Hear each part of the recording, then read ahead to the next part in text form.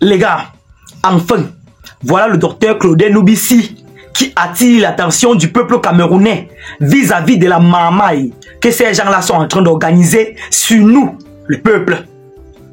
Le docteur Claudel Nubissi brise le silence. Oui, le docteur Claudel Nubissi dit que cette affaire d'élection présidentielle concerne tous les Camerounais. Non, les gars, vraiment, applaudissez pour vous. Depuis la nuit des temps, les Camerounais ne se sont jamais concentrés sur les élections présidentielles comme cette année. Je vous assure, les Camerounais ne se sont jamais interrogés, ne se sont jamais posé les questions sur les affaires politiques comme cette année. Cela signifie beaucoup de choses, les gars. Cela signifie que 2025, c'est pas 2018. Le docteur Claudel Nubissi casse les papos concernant plus principalement le tribalisme que vous voyez à outrance sur les réseaux sociaux là. Le docteur Claudel Nubissi dit que ce sont les gens tapis dans l'ombre qui sont en train de commanditer ce genre de propos sur les réseaux sociaux. Les gars, s'il vous plaît, quand je fais ce genre de vidéo, likez même sans comprendre au préalable de quoi il s'agit. Likez-moi cette vidéo, les gars, s'il vous plaît. Likez-moi cette vidéo à outrance.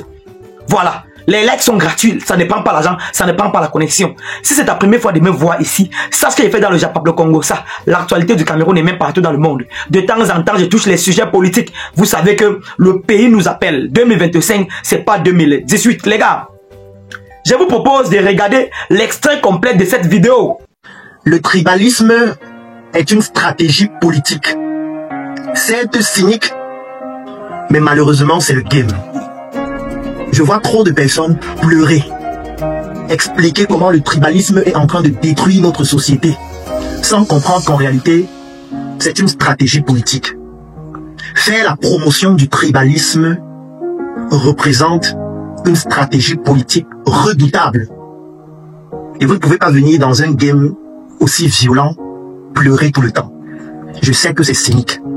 Et ce n'est pas parce que quelque chose est cynique qu'on ne va pas la décrire et la présenter comme telle. Moi, je suis médecin. Il existe des maladies atroces. Mais ce n'est pas parce qu'une maladie est atroce qu'on ne va pas la décrire, déterminer ses étiologies, notamment ses causes, ses manifestations, ses conséquences et comment est-ce que le traitement, ou plutôt la prise en charge, se met en place. Je vais prendre un exemple. Moi, je suis dans une salle de classe. Et je suis le chef de classe. Pendant mon mandat, j'ai eu à tisser des relations très fortes avec des partenaires clés et stratégiques de tous les bords, de toutes les ethnies, de toutes les origines, de tous les genres.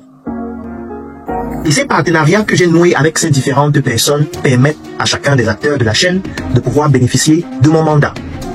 Parce que quand je suis chef de classe, c'est moi qui gère l'appel, c'est moi qui mets les heures d'absence, c'est moi qui suis l'interlocuteur direct entre l'administration et les élèves. J'ai un certain nombre d'avantages et je partage ces avantages-là avec mes partenaires. L'année qui suit, on recherche un nouveau chef de classe et je suis candidat tout naturellement. Sauf que l'avantage que j'ai, c'est que j'ai des partenaires de tous les bords. Parce que durant mon précédent mandat, tous ces partenaires-là ont bénéficié des opportunités que j'offre. Et parmi ces partenaires, il y a les hommes, il y a les femmes, il y a les personnes de toutes les ethnies, il y a les personnes de toutes les religions et tout ce que vous pouvez imaginer. Pour désactiver un concurrent, qu'est-ce que je peux faire? C'est cynique, je sais, c'est cynique. Je peux activer le tribalisme. Le tribalisme est une stratégie politique. Parce que lorsque j'active le tribalisme, qu'est-ce que ça entraîne? Ça fait en sorte que celui qui vient être mon concurrent sera étiqueté comme étant quelqu'un qui vient défendre sa communauté. Pourtant, je sais que sa communauté à elle seule ne peut pas lui permettre, même si on utilise toutes les voies démocratiques, c'est-à-dire le pouvoir par le peuple, pour le peuple, ça ne pourra pas lui permettre de gagner. Parce que nous sommes dans une salle de classe avec 100 élèves. Sur les 100 élèves, il y a des personnes de toutes les ethnies, de toutes les communautés, de toutes les régions. Moi, pendant mon mandat, j'ai tissé les relations avec toutes les régions, toutes les ethnies, toutes les races, toutes les religions, tous les genres, tout ce que vous pouvez imaginer. Donc j'ai des alliés partout. Toi qui viens être mon concurrent, lorsque j'active le débat ethnique, qu'est-ce que ça entraîne? Ça fait en sorte qu'on a l'impression que toi, tu es le défenseur de ta communauté. Tu viens pour pouvoir défendre les valeurs de ta communauté. Et lorsque je mets sur pied ce débat, lorsque tu vas présenter le meilleur programme possible, on va juste t'étiqueter comme celui qui défend sa communauté. Pourtant, je sais que si on vote ta communauté à elle seule, ne peut pas te permettre de gagner. Quand tu vas aller vers les autres communautés pour leur présenter ton programme, ce qui va se passer, c'est que les autres communautés vont te voir comme un danger. Parce que les autres communautés vont voir ton programme en arrière-plan. Parce que, étant donné qu'on a activé ce débat, on va d'abord te voir toi, d'où tu viens. Et dès que le débat c'est d'où tu viens, tu commences à devenir une menace parce qu'on a l'impression que tu veux défendre ta communauté et ensuite lancer des représailles. Donc, le tribalisme est une stratégie politique. Parce que tant que je le fais, chacun sera qualifié comme étant le représentant de sa communauté. On ne va plus regarder les programmes. Quand tu vas venir te présenter, dire ce que tu fais, quelqu'un qui n'est pas de ta communauté va te voir comme un danger, même si ton programme pourrait lui être utile. Le tribalisme est une stratégie politique qui a été utilisée depuis la nuit des temps. Ce n'est pas maintenant que cette stratégie a commencé. C'est pervers, c'est cynique, mais malheureusement la politique est pervers et cynique, pire encore que l'entrepreneuriat. Ça veut dire que si on devrait classer de manière décroissante les environnements pervers et cyniques, la politique vient avant, l'entrepreneuriat vient après. Donc on ne peut pas pleurer tous les jours par rapport à quelque chose qui représente une stratégie que les gens mettent en place. C'est un peu comme si tu es en train de vendre un produit. Tu as un concurrent qui lui décide, comme ça s'est fait au Cameroun, on a eu un entrepreneur camerounais qui produisait du lait. Et là, il y a des concurrents qui ont compris que pour pouvoir concurrencer ce lait, nous, on va commencer à utiliser des dérivés végétaux pour réduire les coûts de production et ne plus utiliser les dérivés animaux. Et du coup, ça a réduit leur coût. Et lui, il est encore le procès que non, eux là, ce n'est pas le bon lait. Ce n'est pas le bon lait. Je porte plainte, c'est du faux lait. Et finalement, il a fait faillite. Je pense que vous connaissez l'entreprise dont il s'agit.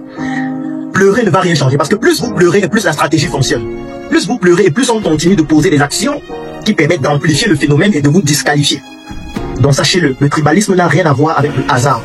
C'est purement une stratégie politique qui est extrêmement efficace et qui permet de consolider certains acquis et désactiver la légitimité de certaines personnes qui pourraient avoir des choses intéressantes et pertinentes à proposer. C'est le game. Et on ne pleure pas. Façon dont tout le peuple camerounais se concentre sur ces élections. Non, vraiment, il faut avoir peur de cette année.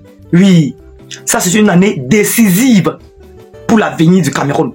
Façon dont tout le monde s'intéresse. Les humoristes, les comédiens, les artistes musiciens, les entrepreneurs, les commerçants, tout le monde. J'ai même vu Fingon Tralala parler déjà de politique. Donc il est venu s'ajouter à Black Oya. J'ai vu Valérie Dongo nous parler de la politique. J'ai vu les autres. J'ai vu le King, le comédien là, avec le président Maurice Kamto. J'ai vu presque tous les humoristes, les artistes, avec le professeur Maurice Kamto. Les gars, qu'est-ce qui ne va pas cette année même? Hein? Ah, le peuple camerounais a pris conscience. Oui, le peuple camerounais a pris conscience des enjeux politiques. Vous savez, à l'époque, les gens là nous détournaient le cerveau avec 1 kilo de riz. Donc, tu restes chez toi, on vient te donner 1 kilo de riz. Tu peux voter pour eux. Pendant 7 ans, et donc tu manges le 1 kilo de riz là pendant 7 ans. Le peuple camerounais a pris conscience. Voilà pourquoi je suis très content. Avant de dormir cette nuit, les gars, je pars d'abord me chercher une cage bière, le champagne de chez nous. Je tape d'abord ça bien. Je suis content. Hein? Si le docteur Claudel Nubissi s'intéresse déjà à la politique de ce pays, sachez que l'heure est grave.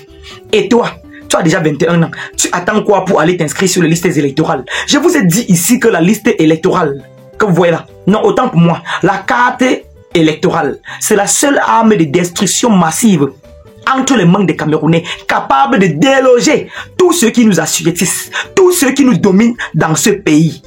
Les gars, aimons-nous les uns les autres. N'écoutons pas les petits tribalistes sur les réseaux sociaux là. Ceux-là n'habitent même pas au Cameroun. Si vous voyez quelqu'un faire le tribalisme sur les réseaux sociaux actuellement, sachez qu'il n'habite pas au Cameroun. L'exception c'est Limbi Lobé. Mais le reste là, ils vivent à l'étranger. Ils vivent à l'étranger. Ce sont les gens qui ont vendu leur terrain au pays. À distance, ils veulent s'aimer le trouble. Maintenant, vous, les peuples camerounais, vous êtes chez vous, vous habitez au Cameroun, on vous manipule à distance. Vous portez les machettes pour sortir. Les gars, la manipulation ne doit pas passer par nous. Ceux-là sont en bain, hein. Ils n'ont même pas de problème à ça. Mais nous sommes ici, ce sont nos enfants, nos familles qui sont en danger. Quand ils cherchent à s'aimer la division. Vous voyez non? Peuple camerounais, soyez unanime et soyez lucide. La manipulation ne doit pas passer par nous.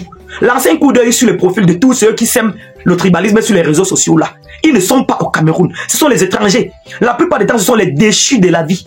Ils ont vendu leur terrain en ville ici, dans les différentes régions du Cameroun, pour aller en Europe. Quand ils restent en Europe, ils lancent un coup d'œil sur les photos de leurs terrains qu'ils ont vendus en brousse. Ils constatent qu'on a transformé ça en El Eldorado. Ça leur donne de la haine. C'est la raison pour laquelle vous voyez, ils crient à Mondo Vision. Leur haine. Oui. Les aigreurs, les jalousies. Les gars, ne cédons pas à la tentation. C'était Kevin Foupa. Je me suis déjà inscrit, hein. Je n'attends que vous maintenant. En tout cas, je préfère vous dire, je vous tape sec. Je vais voter pour le MRC du président Maurice Kamto, le professeur Maurice Kamto. Le MRC, Mouvement pour la Renaissance du Cameroun. 2025 ou jamais. C'était Kevin Foupa, le commandant des buzz sur les réseaux sociaux. Portez-vous bien.